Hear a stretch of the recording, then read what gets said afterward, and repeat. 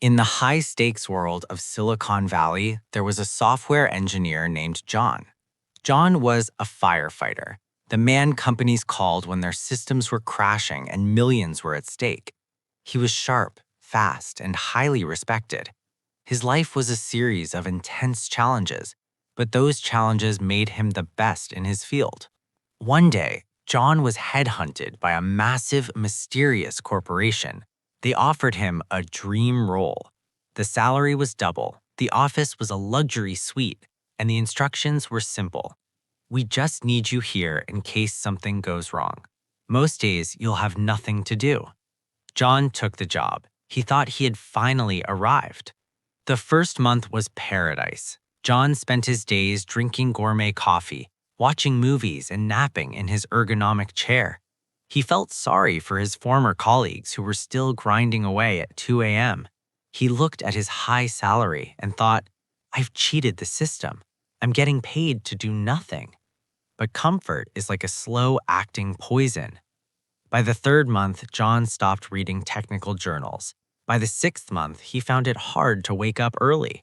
His mind, once a razor-sharp blade, was becoming dull and rusty. One day, a junior developer asked him a complex question, and John realized, to his horror, that he had forgotten the answer. He felt a flicker of fear, but then he looked at his paycheck and went back to his nap. He chose the warmth of the blanket over the cold of the battlefield. One Tuesday morning, the sirens went off. A massive cyber attack was draining the company's servers. The CEO rushed into Elias's office, shouting, "John, you're our best. Fix this." John sat at his desk. His heart hammered against his ribs. He opened the terminal, but his fingers felt heavy. The code on the screen looked like a foreign language. He tried to think, but his brain felt like it was stuck in a fog of months of laziness. He fumbled. He made mistakes. Minutes turned into hours.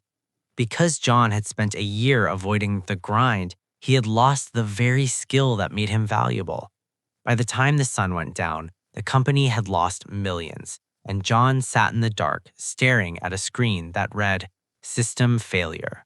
The next day, John wasn't just fired, he was unhireable. In the tech world, word spreads fast. He had become obsolete. He sat in his luxury apartment, surrounded by expensive things he could no longer afford, realizing his dream job was actually a golden cage. The lesson for us: comfort is not the reward for hard work. It is often the enemy of growth.